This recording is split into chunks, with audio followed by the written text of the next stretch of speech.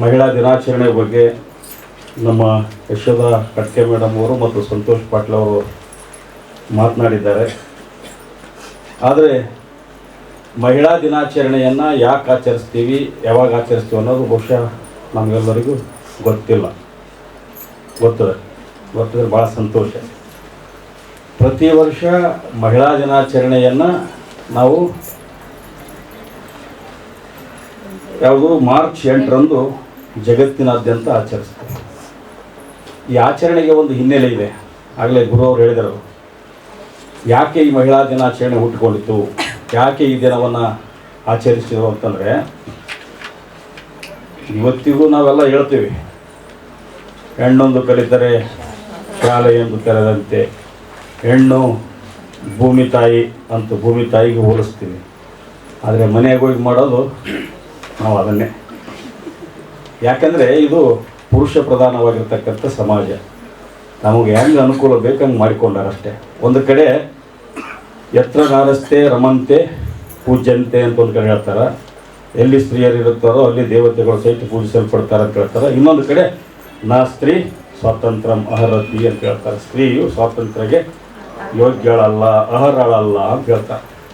ಹಿಂಗೆ ಮಾಡಿ ನೀವು ರಮೇಶ್ಗೆ ಚೋಬಡ್ಕೊ ಅಂತ ಇಲ್ಲಿ ತನಕ ಬಂದಿರ್ತೀವಿ ನಾವು ಇವತ್ತಿನ ದಿನ. ಯಾಕೆ ಇದು ಆಚರಣೆ ಮಾಡಿದಂದ್ರೆ, ಈಕೆ 1911ರಲ್ಲಿ ಡೆನ್ಮಾರ್ಕ್ನಲ್ಲಿ, ಆಸ್ಟ್ರಿಯಾ ದೇಶದಲ್ಲಿ, ಜರ್ಮನಿ ದೇಶದಲ್ಲಿ ಮತ್ತು ಸ್ವಿಟ್ಜರ್ಲ್ಯಾಂಡ್ ದೇಶಗಳಲ್ಲಿ ಲಕ್ಷಾಂತರ ಜನ ಕಾರ್ಮಿಕರು, ಮಹಿಳಾ ಕಾರ್ಮಿಕರು ತಮ್ಮ ವೇತನ ಇರ್ಬೋದು ಅಥವಾ ಲಿಂಗ ತಾರತಮ್ಯ, ಇವತ್ತಿಗೆ ನೋಡ್ರಿ ಲಿಂಗ ತಾರತಮ್ಯ ಬಹಳಷ್ಟಿದೆ.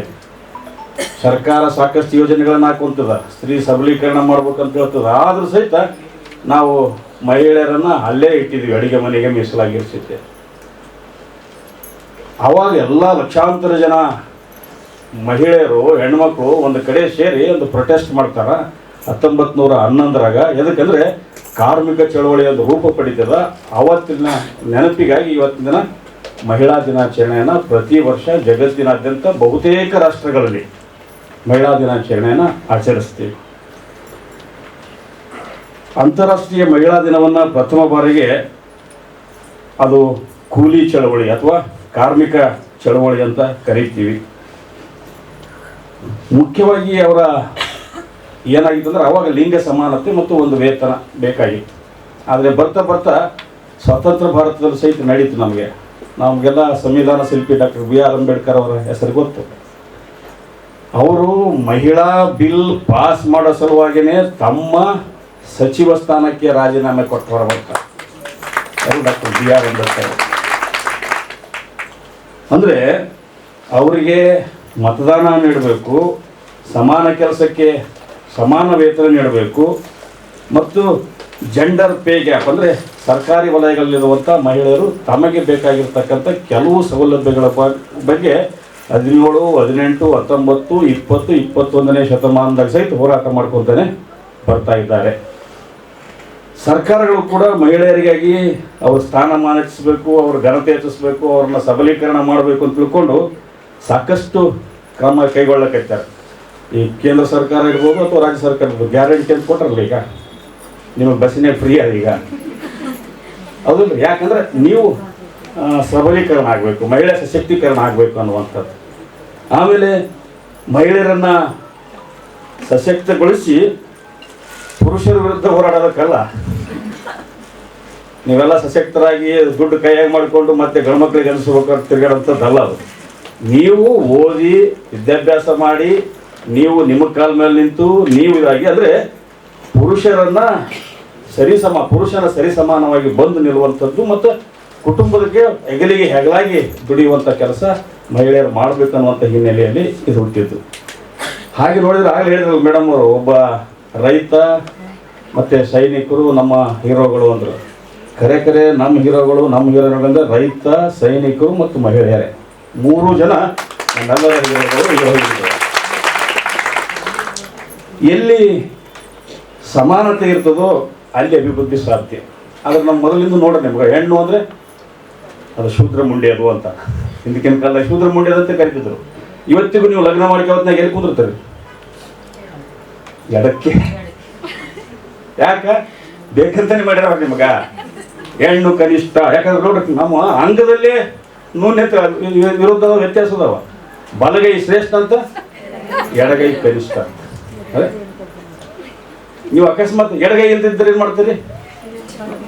ನಡೆಯಂಗಿಲ್ಲ ಅದು.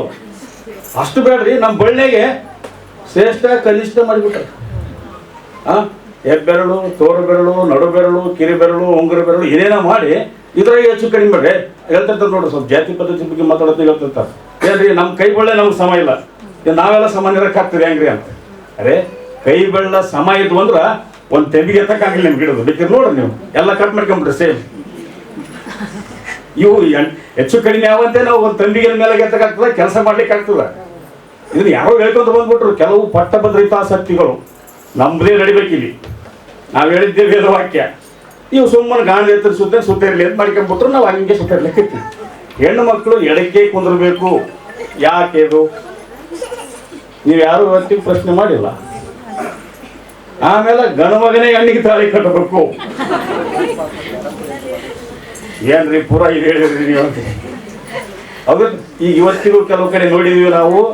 ಮೊನ್ನೆ ತೀರಾ 1-2 ವರ್ಷದ ಹಿಂದ್ಗಡೆ ಇಲ್ಲೇ ಗದಗ್ನ್ಯಾಗ ಒಬ್ಬ ಹೆಣ್ಣು ಮಗಳು ಒಬ್ಬ ಗಂಡು ಮಗನಿಗೆ ತಾಳಿ ಕಟ್ಟಿಲ್ಲ. ಎಡಕ್ಕೆ ಕುಂದ್ರ ಬದಲು ಆಕೆ ಬಲಕ್ಕೆ ಕುಂತಲು. ಎಲ್ಲವೂ ಮಾಡೋದಾಗಂಗಿಲ್ಲ, ಅಟ್ಲೀಸ್ಟ್ ಸಾಧ್ಯ ಆದಷ್ಟು ಮಾಡ್ಬೋದಲ್ಲ. ಎಡಕ್ಕೆ ಯಾಕೆ ಕುಂದಿರ್ಬೇಕು? ಎಡಕ್ಕಂದ್ರೆ ಕನಿಷ್ಠ ಸಲಹೆ ಮಾಡ್ತಾರೆ ಅವರು. ನಿಮಗೆ ನೋಡಿ ಎಲ್ಲ ಫಂಕ್ಷನ್ಗಳಲ್ಲಿ ನೋಡ್ತಿರ್ತೀರಿ, ಅಲ್ಲಿ ಎಡಕ್ಕೆ ಕೊಡು ಎಡಕ್ಕೆ ಕೊಡ್ತಿರ್ತೀವಿ. ಗೊತ್ತಾಗಲ್ಲ ಕುಂತ ಈ ಕಡೆ ಬಾರ್ತಿರ್ತಾರೆ ಅವ್ರು. ಇದು ಇಂಥ ತಾರತಮ್ಯ. ಇಷ್ಟೆಲ್ಲ ನಾವು ಬರಿತೀವಿ, ಭಾಷಣ ಮಾಡ್ತೀವಿ, ಇದೆಲ್ಲ ಎದಕ್ಕೆ? ಕೇವಲ ಸಮಾನತೆ ಅನ್ನೋದು ಬರೆಯುವಲ್ಲಿ, ಭಾಷಣ ಮಾಡುವಲ್ಲಿ ಮಾತ್ರ. ಅದ್ರ ಪ್ರಾಕ್ಟಿಕಲ್ ಆಗಿ ಇವತ್ತಿನ ದಿನ ಮಹಿಳೆಯರಿಗೆ ಇಲ್ಲವೇ ಇಲ್ಲ. ಹೆಣ್ಣು ಹುಟ್ಟಿತು ಅಂದ್ರೆ ಹುಣ್ಣು ಹುಟ್ಟಿತು ಅಂತ ನೋಡ್ರಿ ನಿಮಗೆ. ಆಮೇಲೆ ಎಲ್ಲಿ ನಾವು ಊರಿಗೆ ಹೋದ್ನಾಗ ಆ ಕೆಲಸ ಹೆಣ್ಣಾಯ್ತಾ ಗಂಡಾಯ್ತಂತ. ಅರೆ ಹಣ್ಣಾಯ್ತಾ ಕಾಯಿ ಆಯ್ತಂದ್ರೆ ಸಮಾನತೆ ಅಲ್ಲಿ. ಅದು ಹೆಣ್ಣಾಯ್ತಾ ಗಂಡಾಯ್ತಂದ್ರೆ ಶಬ್ದದಾಗ ಸಹಿತ ನಾವೇನು ಮಾಡಕತ್ತಿದ್ರೆ ನಿಮ್ಮನ್ನು ಕೀಳಾಗಿ ಕಾಣಕತ್ತೀವಿ. ಶಬ್ದ ನಿಮ್ಮನ್ನು ಸಮೀಪ ಕರ್ಕೊಳ್ಳೋದು ದೂರ ಉಳಿತು. ಶಬ್ದದಾಗೂ ಸಹಿತ ಅದನ್ನ ಹೆಣ್ಣಾಯ್ತೋ ಗಂಡಾಯ್ತು ಅಂತೀವಿ. ಅಂದ್ರೆ ವಾದ ಕೆಲಸ ಸಕ್ಸಸ್ ಆಯ್ತು ಅಂದ್ರೆ ಗಂಡಾಯ್ತಂತ, ಓದ ಕೆಲಸ ಆಗ್ಲಿಲ್ಲ ಅಂತಂದ್ರೆ ಹೆಣ್ಣಾಯ್ತಂತ. ಹೀಗೆ ನಾವು ಅನೇಕ ಅಸಮಾನತೆಗಳನ್ನ ನೋಡ್ತಿದ್ದೀವಿ. ಇದು ಇವತ್ತಿನ ಪರಿಸ್ಥಿತಿಗೂ ಹಿಂಗದ. ಒಂದಿಷ್ಟು 12ನೇ ಶತಮಾನ, ಇವತ್ತು 21ನೇ ಶತಮಾನ ಹೋಗಲ್ಲ.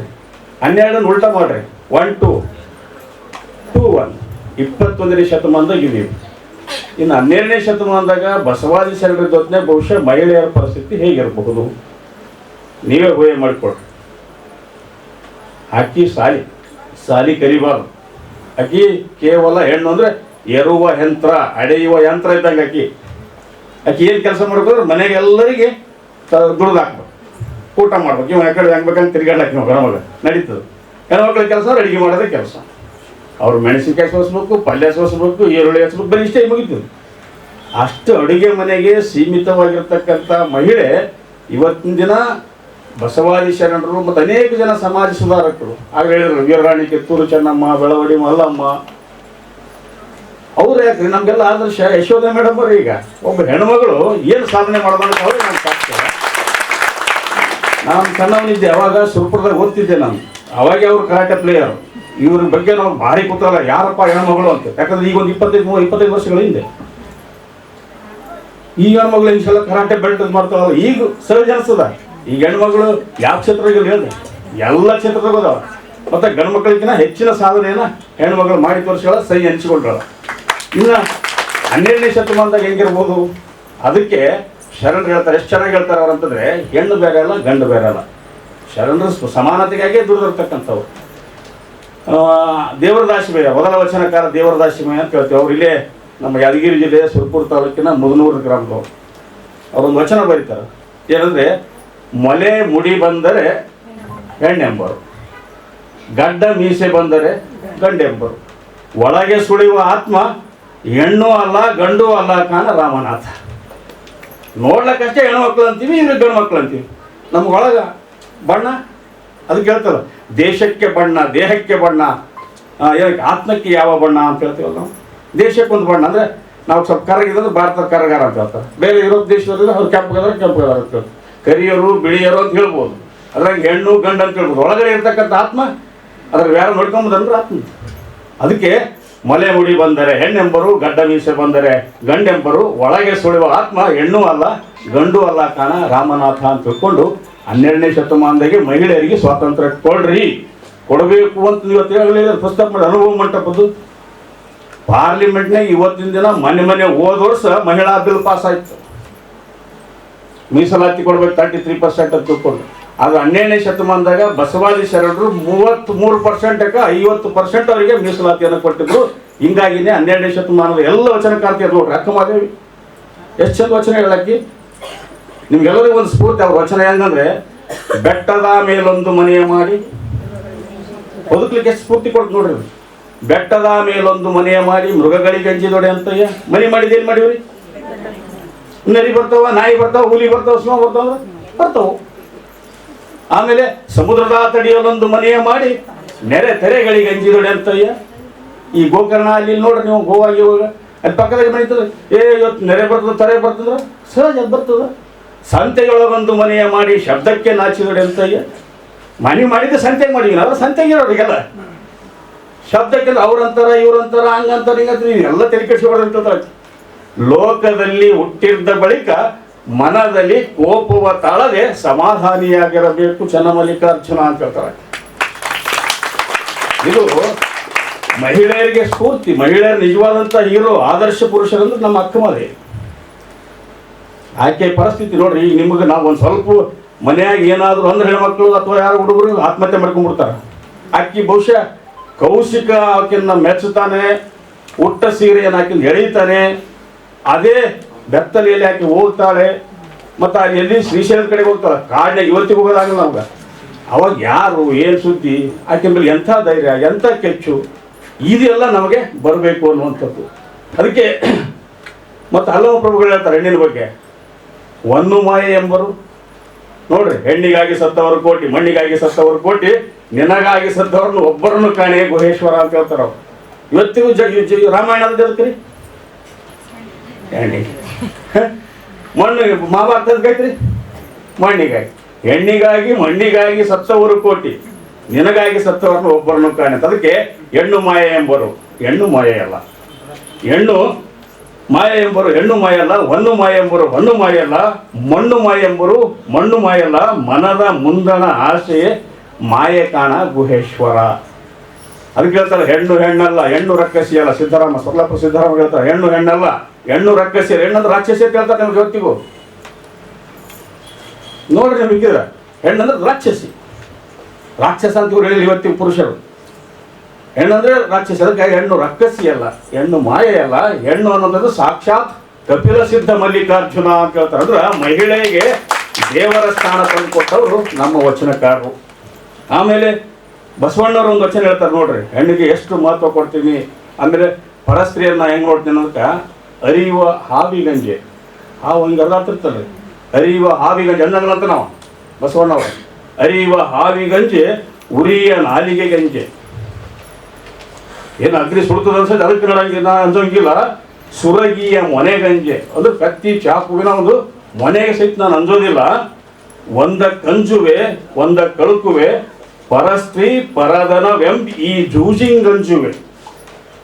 ಎರಡು ಜೂಜ್ ಅಂತ, ಒಂದು ಪರಸ್ತ್ರೀ, ಇನ್ನೊಂದು ಪರಧನ. ಈಗ ಇವತ್ತಿನ ದಿನ ಸಮಾಜದಾಗ ನೋಡ್ತೀರಿ ನೀವು, ಬರೇ ಪರಧನ ಪರಸ್ತ್ರೀ. ನೀವು ನಿನ್ನೆ ಮೊನ್ನೆ ಘಟನೆ ನೋಡಿರ್ಬೇಕು. ಗಂಗಾವತಿಯಾಗ ಒಬ್ಬ ವಿದೇಶಿ ಮಹಿಳೆಯ ಮೇಲೆ 3-4 ಜನಕ್ಕೆ ಅತ್ಯಾಚಾರ ಮಾಡ್ತಾರೆ. ಪ್ರತಿನಿತ್ಯ ಪತ್ರಿಕೆ ಓದ್ತೀರಿ, ಸಣ್ಣ ಮಕ್ಕಳ ಮೇಲೆ ಅತ್ಯಾಚಾರ, ಅವ್ರ ಮೇಲೆ ದೌರ್ಜನ್ಯ. ಮತ್ತು ಇವತ್ತು ಯಾವ ಸಮಾಜದಾಗಿದ್ದೀವಿ ನಾವು?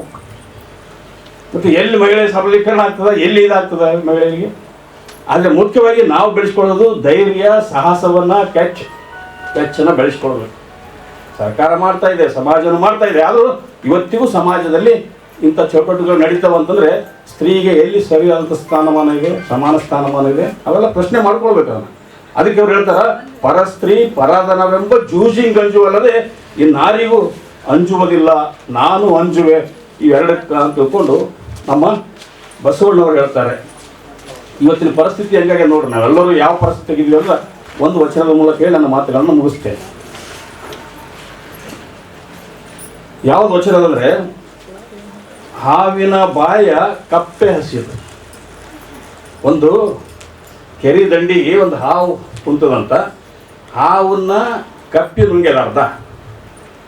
ಅದು ಅಂದ್ರೆ ಕಪ್ಪೆ ಹಾವಿನ ಬಾಯಾಗದ, ಅದು ಏನು ಮಾಡ್ತಂದ್ರೆ ಅದ್ರ ಎದುರು ಒಂದು ನೊಣ ಹಾಡಕತ್ತಿತ್ತಂತ, ಎದ್ರ ಕಪ್ಪಿ ಎದ್ರ ಇದು ಅರ್ಧ ಇನ್ನೊಂದು ಸ್ವಲ್ಪ ಹೋಗಿಬಿಡ್ತಲ್ಲ ಆಗ, ಆದರೂ ಆ ನೊಣಕ್ಕೆ ಆಸೆ ಪಡ್ತದಂತ.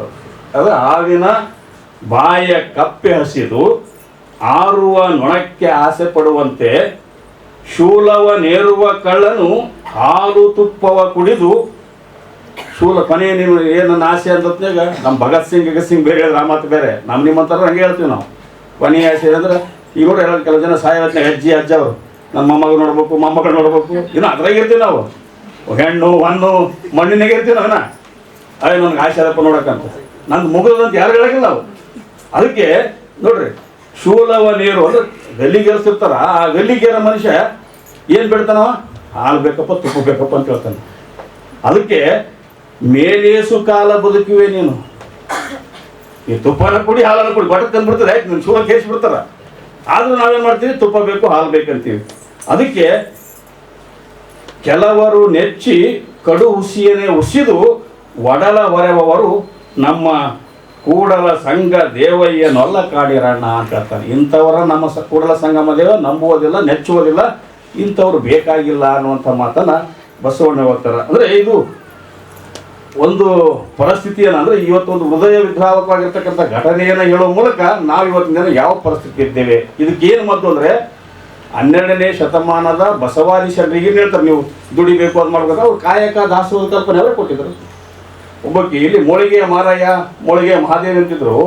ಒಂದ್ಸಲ ಅವ್ರು ಕೆಲಸ ಏನಂದರೆ ದೊಡ್ಡ ದೊಡ್ಡ ಲಗ್ನಗಳಲ್ಲಿ ಆಗ್ತಿರ್ತಾವೆ ನೋಡ್ರಿ. ನಾವೆಲ್ಲ ಮಿಡಲ್ ಕ್ಲಾಸ್ ಫ್ಯಾಮಿಲಿಯವ್ರು ಏನು ಮಾಡ್ಕೊಂತಂದ್ರೆ ಇನ್ನೊಬ್ಬರನ್ನ ಅನುಕರಿಸಿ ನಮ್ಮ ಜೀವನವನ್ನು ಹಾಳು ಮಾಡ್ಕೊತೀವಿ. ಅವ್ರು ಸ್ಟ್ಯಾಂಡರ್ಡ್ ಲಗ್ನ ಮಾಡಿದ್ರೆ ನಾನು ಬಾರಿ ಸ್ಟ್ಯಾಂಡರ್ಡ್ ಲಗ್ನ ಮಾಡ್ಬೋದು. ನೀವು 10 ರೂಪಾಯಿ ಕಾರ್ಡ್ ಇನ್ವಿಟೇಷನ್ ಮಾಡ್ಬೋದು, 5 ರೂಪಾಯಿ ಇನ್ವಿಟೇಷನ್ ಮಾಡ್ಬೋದು. ಮೊನ್ನೆ ಯಾರೊಬ್ರು ಚಿತ್ರನಟ ಇದ್ ನಾನು ಡಾಲಿ ಧನಂಜಯ ಆತರ ಲಗ್ನ ಪತ್ರ ನೋಡಿದ್ರು, ಎಷ್ಟು ಸಿಂಪಲ್. ಅದು ಬೇಡ, ನಮ್ಮ ಯಾರು ಅಂಬಾನಿ ಮಗನ್ ಮಾಡಿ ನಾವು ಅದೇ ಎಷ್ಟು ರಿಚ್, ಏನು ಮಾಡಿದ್ರೆ ಲಗ್ನನೇ ಅಲ್ಲ. ನಾವು ಇನ್ನೊಬ್ಬರನ್ನ ನೋಡಿ ಅನುಕರಿಸಿ ನಮ್ಮ ಲೈಫನ್ನು ಹಾಳು ಮಾಡ್ಕೊತೀವಿ, ಹೀಗೆ ಹಾಳು ಮಾಡ್ಕೊಳ್ಬಾರ್ದು ನಾವು. ಅದಕ್ಕೆ ಹೇಳಿದ್ರಲ್ಲ ಸಖಿ, ಡಿಜಿಟಲ್ ಸಖಿ ಅನ್ನುವಂಥದ್ದು ಈ ದಿಶೆಯಲ್ಲಿ ನಿಮಗೆ ಆರ್ಥಿಕ ಒಂದು ಶಿಕ್ಷಣವನ್ನು ಕೊಡ್ತದೆ. ಆ ಹಿನ್ನೆಲೆಯಲ್ಲಿ ತಾವೆಲ್ಲರೂ ಅದರಲ್ಲಿ ಭಾಗವಹಿಸುವ ಮೂಲಕ, ತಾವು ಸಬಲೀಕರಣ ಆಗುವ ಮೂಲಕ, ಮತ್ತೆ ಯಾಕಂದ್ರೆ ನೀವು ನೋಡ್ರಿ, ಆಮೇಲೆ ಇನ್ನೂ ಒಂದು ಭಾಳ ಜನ ಹೆಣ್ಮಕ್ಳು ಏನು ಮಾಡ್ತಾರೆ ಅಂದ್ರೆ ಭಾಳ ಮೂಢನಂಬಿಕೆಯಲ್ಲೇ ಮುಳುಗುತ್ತಾರೆ. ನಾವು ಮೂಢನಂಬಿಕೆ ಅಂದ್ರೆ ನಿಂಬಲ್ಲಿ ಇರ್ತದೆ. ಮಕ್ಕಳು ಮನೆಯಲ್ಲಿಂದ ಕಲಿಸ್ತೀವಿ, ನಾವು ಭಯ ಕಲಿಸೋದು, ನಮ್ಮ ಮಕ್ಳಿಗೆ ಕಲಿಸೋದು ನೀವು ಯಾರು, ನೀವೇ ರೀ. ಅಲ್ಲಿ ಹೋಗ್ಬಿಡ ಬೋವ ಬರ್ತದೆ ನೋಡೋಣ, ಎಲ್ಲಿ ಅದು ಬೋವ, ಹಾಂ ಅಲ್ಲಿ ಹೋಗಿ ದೇವ ಬರ್ತಿಲ್ಲ, ಅಲ್ಲಿ ದೇವ್ರು ಮೂಗ್ ಹೋಯ್ತಾನೆ, ದೇವ್ರು ಮೂಗ್ ಹೋಯ್ತಾನೆ. ದೇವ್ರು ಇರೋದೇ ನಮ್ಮ ರಕ್ಷಣೆ ಮಾಡೋ ಸಲುವಾಗಿ ದೇವ್ರು ಮೂಗ್ ಹೋಯ್ತಾನೆ ಅಂತ ನಮ್ಮನ್ನು ಸಣ್ಣ ರತ್ನ ಗೆಲ್ಲಿಸ್ಬಿಟ್ರಿ ಮುಂದೆ ಮತ್ತೆ ಧೈರ್ಯದಿಂದ ಹೇಳಿದ್ರೆ ನಾವೇನು ಸುವಾಸಿದ್ರ ಪ್ರೋತ್ಸಾಹ, ನಾವು ರಣಗಿಡಿಗಳಾಗ್ಬಿಡ್ತೀವಿ. ನಾವು ಅಷ್ಟೇ, ನಾವೇನು ದೇಶ ಕಟ್ತೀವಿ. ನೀವು ಆಮೇಲೆ ಟಿ ವಿ ನೋಡ್ತೀರಿ, ಈಗ ಹೇಳಿದ್ರಲ್ಲ ಧಾರಾವಾಹಿ ನೋಡ್ತೀರಿ, ಅದು ಧಾರಾವಾಹಿ ಏನಾದ್ರು ನೋಡ್ರಿ. ನೀವು ಬೇಕಿದ್ರೆ ತಿಂಗಳಾನ್ಗಟ್ಟಲೆ ನೀವು ಧಾರಾವಾಹಿ ನೋಡ್ತೀರಿ. ಅವು ಹೆಂಗಂದ್ರೆ ಮನೆಯೊಂದು 3 ಬಾಗಿಲೇ ಅವು. ಯಾಕಂದ್ರೆ ನಾವು ನಮ್ಮ ಮನೆಗೆ ಹೇಳ್ತೀವಿ, ಸ್ವಲ್ಪ ಅಬ್ಸರ್ವ್ ಮಾಡ್ತಿರ್ತೀನಿ, ಗೊತ್ತಾಗ್ತದೆ ನನಗೆ ಇವ್ರು ಇದೇ ಧಾರಾವಾಹಿ ನೋಡ್ಯಾರ. ಪ್ರಶ್ನೆಗಳು ಕೇಳ್ರಿ, ನಾವು ಸಮಾನರನ್ರಿ. ಆದರೆ ಯಾವುದರಲ್ಲಿ ಸಮಾನತೆ ಬೇಕು, ಎಂಥದ್ರಲ್ಲಿ ಬೇಕು. ಧಾರಾವಾಹಿ ಮನೆ ಒಡೆಯುವಂಥ, ಮನೆ ಮುರಿಯುವಂಥ ಕೆಲಸ ಮಾಡ್ತಾರೆ. ಯಾಕಂದ್ರೆ ಅವ್ರು ಡೈರೆಕ್ಟ್ರ, ನಾವು TRP ಬೇಕು, ಅವ್ನು ಚೆನ್ನಾಗಿ ನೋಡಿದ್ವಿ, ಎಷ್ಟು ಚೆನ್ನಾಗಿ ನೋಡುತ್ತೆ ಅಷ್ಟೇ ಲಾಭ ಅವನಿಗೆ. ಬದುಕೇ ಬೇರೆ, ಸಿನಿಮಾನೇ ಬೇರೆ, ಧಾರಾವಾಹಿನೇ ಬೇರೆ. ಅದಕ್ಕೆ ಈ ಮುಖ್ಯವಾಗಿರ್ತಕ್ಕಂಥ ಬದುಕನ್ನು ನಮಗೆ ಬಸವಾದಿ ಶರಣರು ಕಲಿಸಿದರು. ನಮಗೆ ಆದರ್ಶಪ್ರಾಯರು ದೊಡ್ಡ ದೊಡ್ಡ ಬೆಳವಡಿ ಮಲ್ಲಮ್ಮನವರು, ಕಿತ್ತೂರು ರಾಣಿ ಚೆನ್ನಮ್ಮನಂಥವರು ನಮಗೆಲ್ಲರೂ ಆದರ್ಶ ಆಗಬೇಕು.